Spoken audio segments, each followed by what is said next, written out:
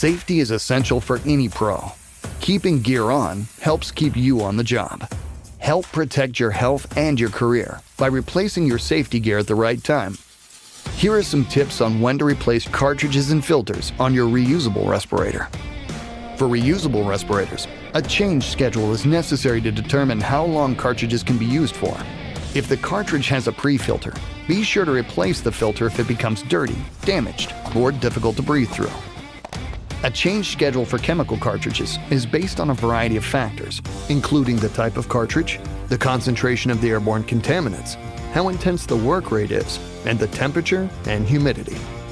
You can calculate the service life of your 3M cartridges based on these factors at 3m.com/service life.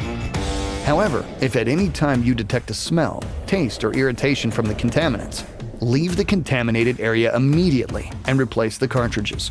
Also, if the respirator becomes difficult to breathe through, damaged, or the filter is caked with debris, immediately go to a non-contaminated area and replace the cartridge or filters. 3M safety products for when safety matters.